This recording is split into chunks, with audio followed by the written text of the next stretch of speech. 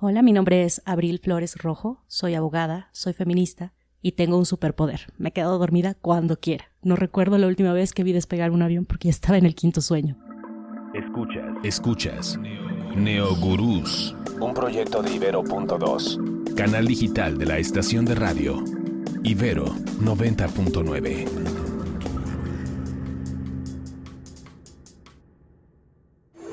Choose your fighter.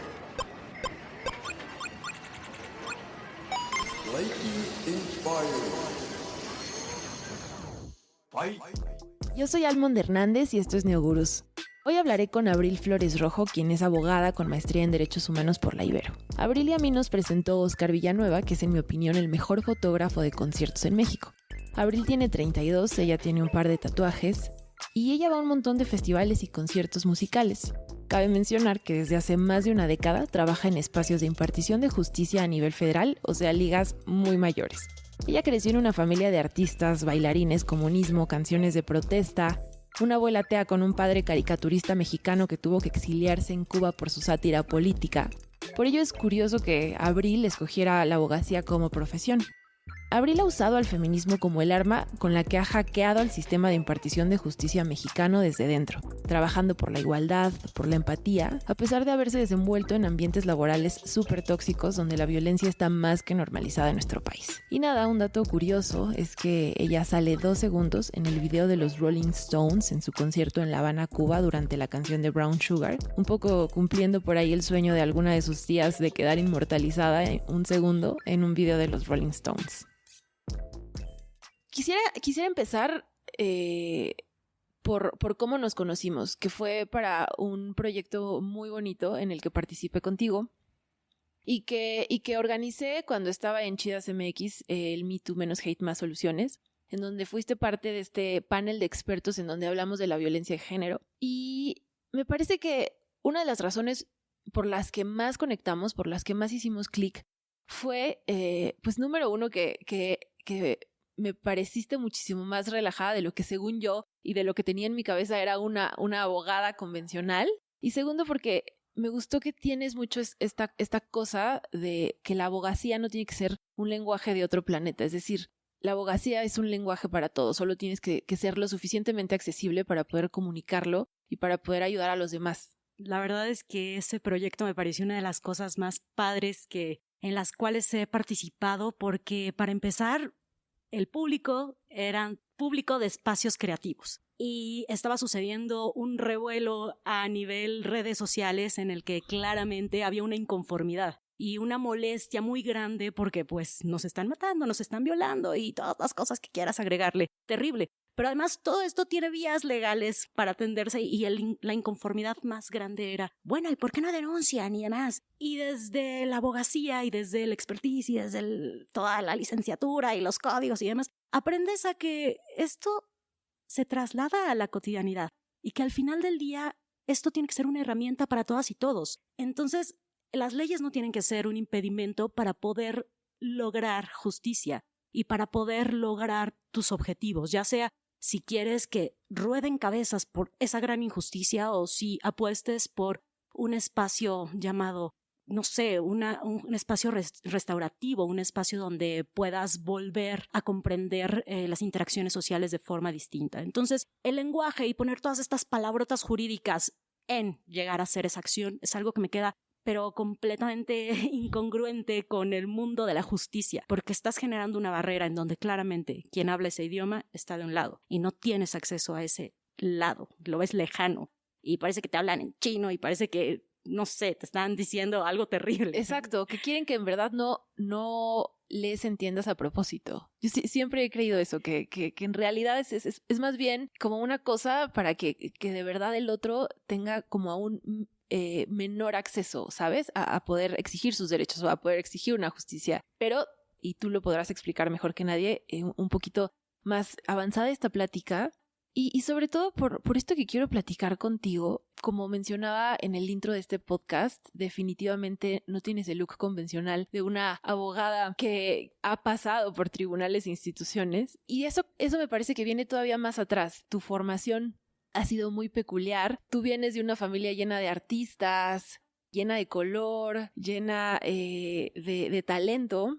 ¿Tú te imaginabas que ibas a ser parte de esta estructura gubernamental del país? Y sobre todo lo pregunto pensando en esto que te digo, ¿no? Que tu familia es súper revolucionaria a comparación de muchas familias de acá de México. Pues la verdad es que sabía que tenía que hacer algo que tuviera un impacto social eventualmente. No sabía desde qué trinchera, no tenía la menor idea desde qué línea, no sabía desde dónde. Y tenía muy claro algo. No puedes ser indiferente a las demás personas y la herramienta que utilices para cambiar eso es clave.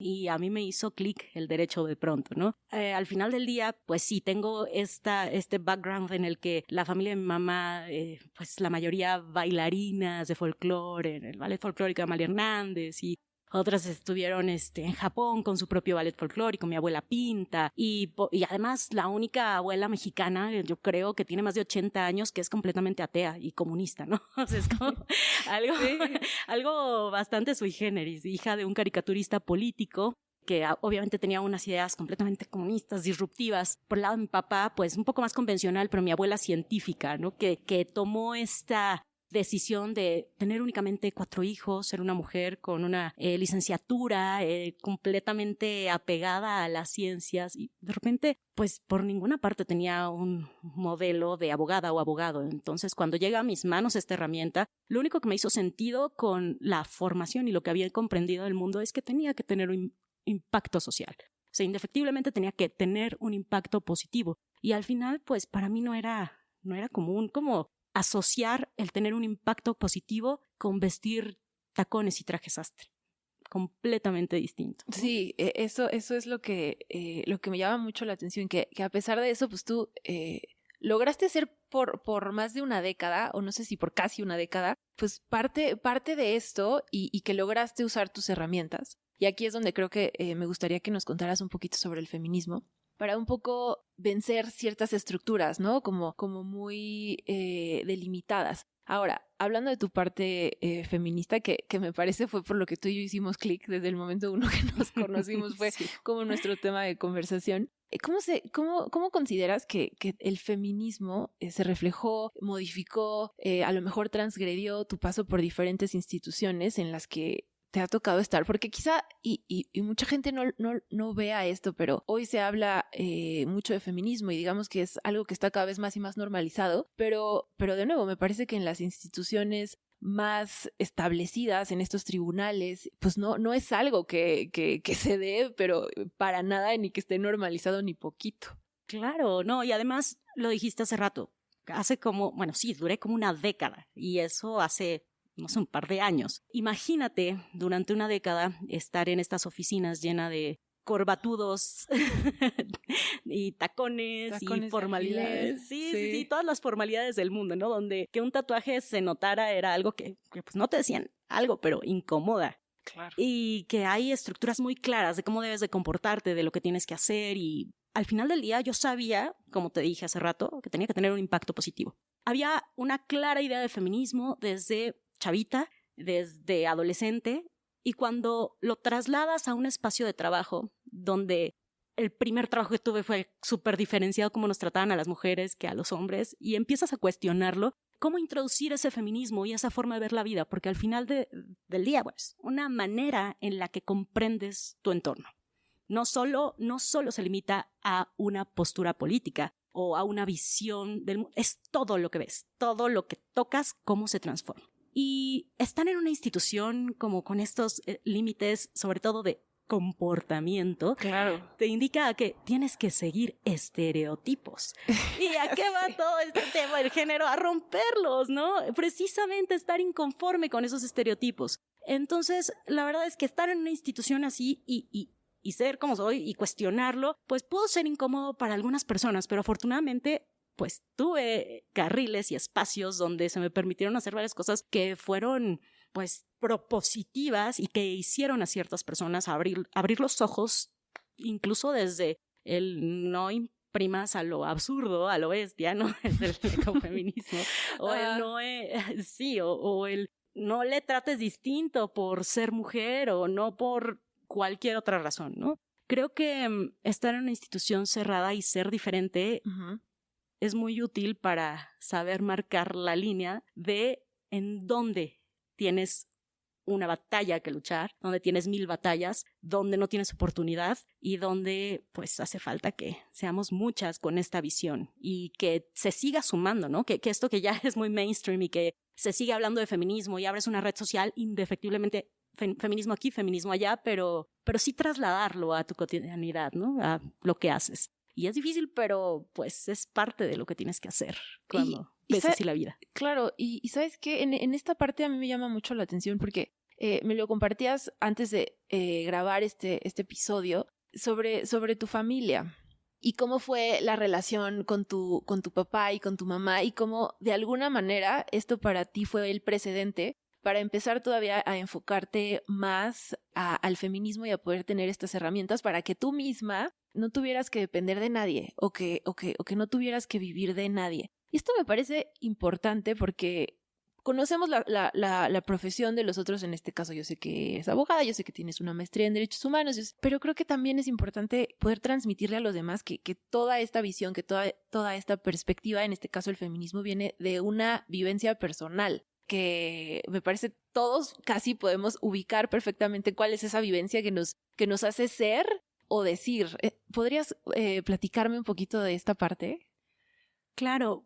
Vivencia, es que creo que son muchas las experiencias que llegué a tener en las que dije, no, estoy inconforme, lo cuestiono, me enojo, porque pues tuve una primera formación Freinet. Entonces, bajo esta pedagogía hay toda una comunidad donde obviamente hay pares y se cuestiona todo. Y es normal cuestionar a las personas adultas, ¿no? Que en este mundo adultocéntrico donde las niñas y niños no tienen voz, de pronto es un poco incómodo. Entonces, pues recuerdo a mi abuela de esta familia paterna tradicional decirme, sírvele a tu tío esta sopa. Y mi respuesta, chavita, súper chavita, fue como, ¿pero por qué? Él puede hacerlo, ¿no? Uh-huh. Pero indignada. Y mi abuela me llevó a la cocina y me regañó y me dijo, pero ¿por qué dices eso, no? Y para mí era como, pues, porque no me hace sentido, esta persona puede. Y de pronto, no sé, también los temas religiosos que atraviesan, ¿no? Como, oye, haz tu primera comunión. Ya sabes la edad en la que vas a esos lugares. Esa anécdota me encanta. Sí. Cuenta, por favor, la anécdota de la primera comunión. Pues iba en primero de primaria, una cosa así, mis primas ya estaban, que la primera comunión y los tamales y la iglesia y etcétera, y mi papá pues se acercó conmigo y ay, es momento de que esto suceda, ¿no? Y pues en esta escuela en la que iba había muchas inquietudes por lo que sucedía en el entorno y se platicaba mucho con las personas adultas. Entonces, de pronto tenía mucha inquietud por el México prehispánico y toda esa magia de cuando eres niña y crecen los Reyes Magos y crecen el ratón de los dientes. Bueno, pues a mí me llegó por el México prehispánico y el Día de Muertos y todo lo que había detrás y esa magia. Y mi papá me dice, haz tu primera comunión. Y para mí fue como, no, papá. Soy politeísta. O sea, pero no, eso no. ¿Cuántos años tenías cuando te estaba preguntando eso? 6 años.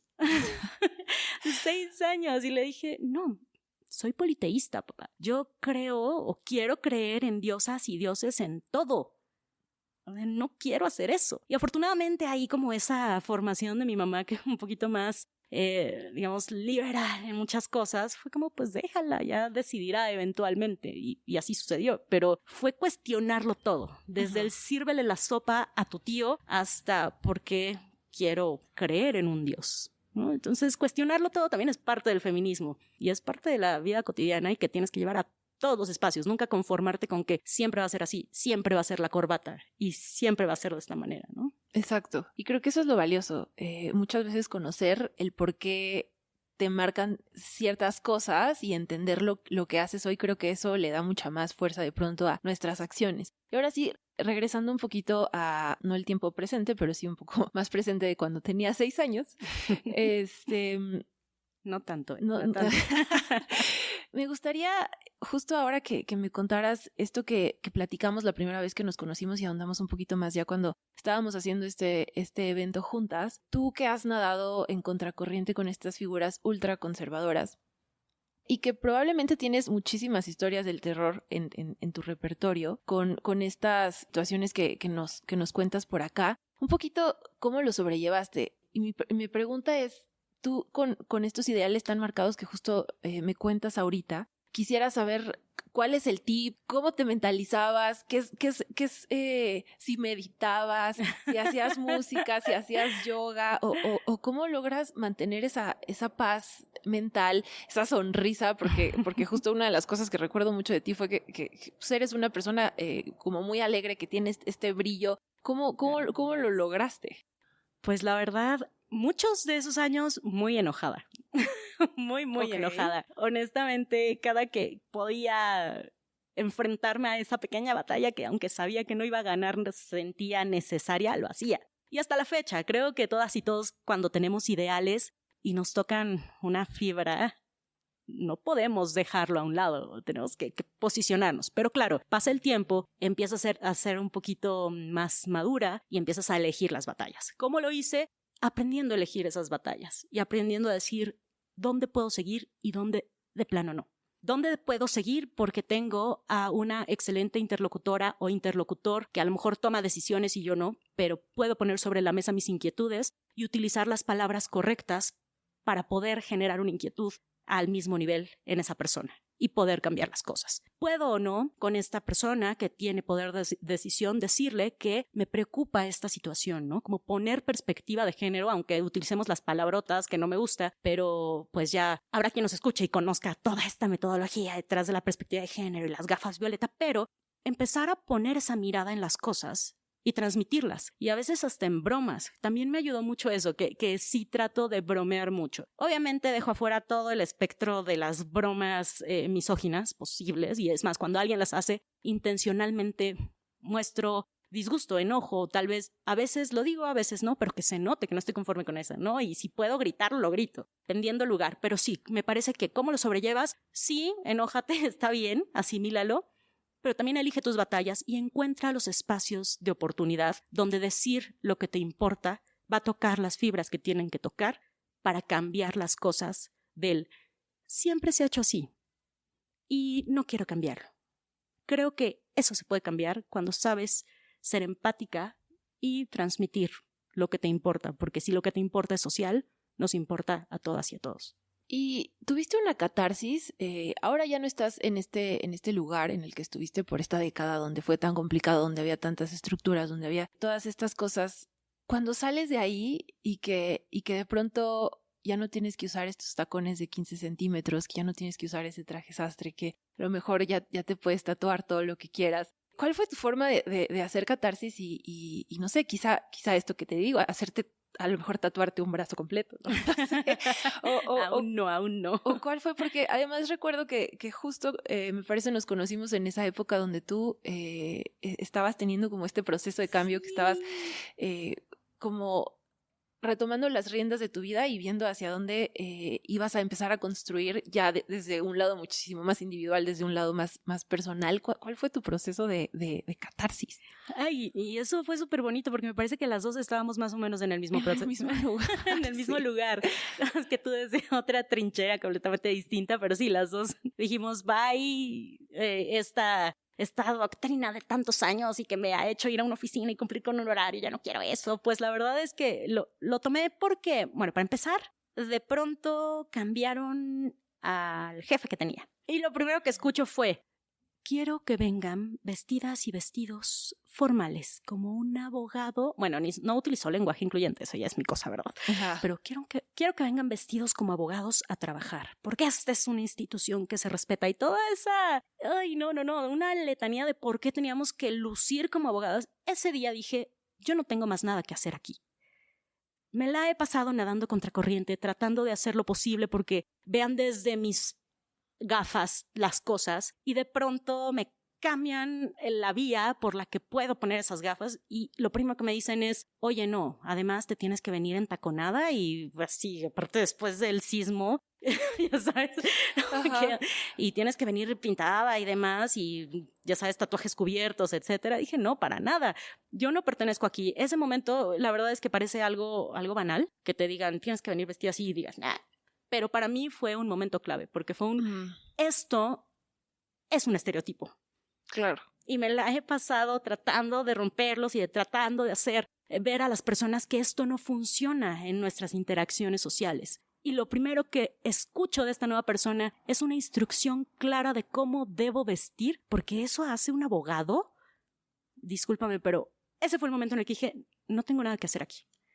Eso, y bueno, historias de terror terribles, pero que las cuales por mucha confidencialidad y el puesto que tenía no puedo contar absolutamente nada. Está muy bien. Pero sí, fue ese momento. Y cuando empecé a meterme un poquito más al mundo de los derechos humanos, me invitaste y se abrieron otros espacios para hablar sobre los temas que me gustan, pues afortunadamente fui a dar a otro espacio donde hay lideresas excelentes que son feministas, donde no importa cómo vayas vestida, haz tu chamba, donde lo que importa es lo que sabes. Entonces, pues, ese proceso de catarsis fue, pues, muy, muy valioso en cuanto a lo que detonó y en cuanto al trayecto para llegar hasta... ¿Dónde estás ahora? Ajá, en el que ahora estoy. Me encanta porque sí, es una gran diferencia, es definitivamente un lugar distinto, sigue siendo en el sector público, pero justo ya no tienes que tener zapatos de 15 centímetros ni trajes forzosos horrendos. Para cerrar este episodio me gustaría terminar con un ejercicio que está relacionado a la radio, que está relacionado al sonido, porque al final este podcast es de Ibero.2, que es parte de Ibero 99. Tengo esta formación de radio que es muy importante para mí y me gustaría poder ligarlo de alguna manera. Y además sé que a ti también te gusta la música. Nos hemos encontrado por ahí en diferentes festivales. En Baidora me parece que fue la última vez que nos vimos. Sí, el último festival al que fui el año. El último festival al que yo también fui este año. Entonces, querida Abril, me gustaría que prendieras a la radio que está ahí enfrente. Uh-huh. Y el ejercicio se llama Dale la vuelta al dial. Básicamente a la antenita tienes que girarla y se va a detener en un lugar random y me cuentas que te recuerda.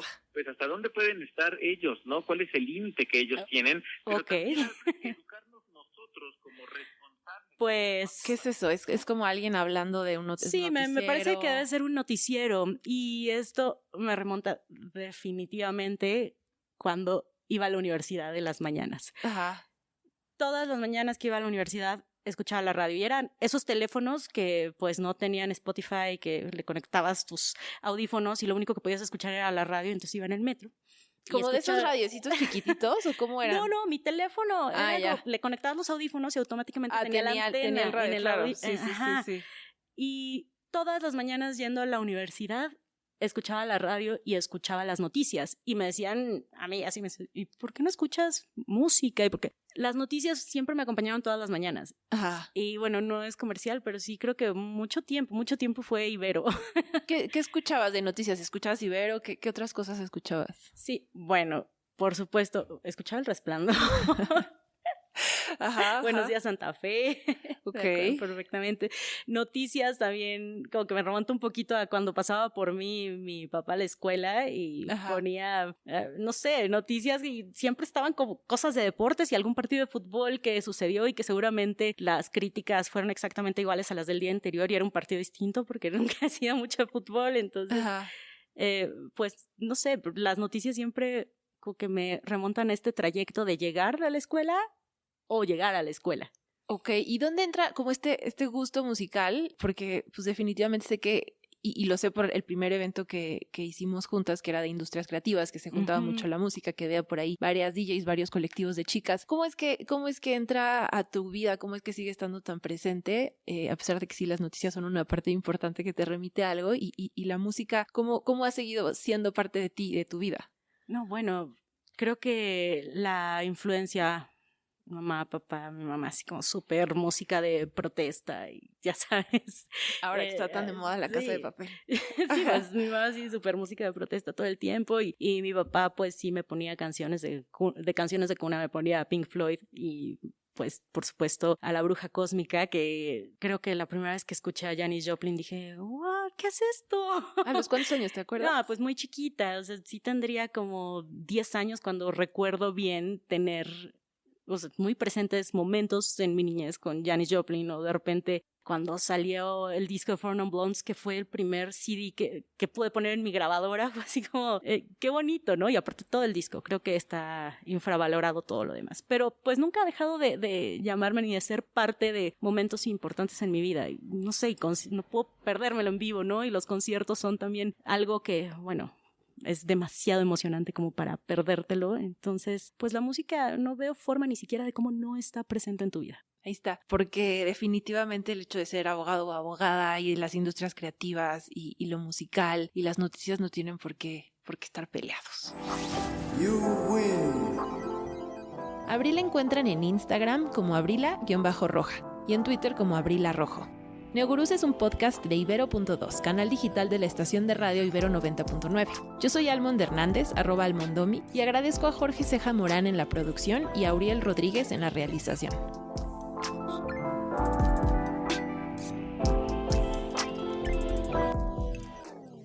Además de Neogurús, escuchen Teleférico, el podcast de ficción de Ibero.2.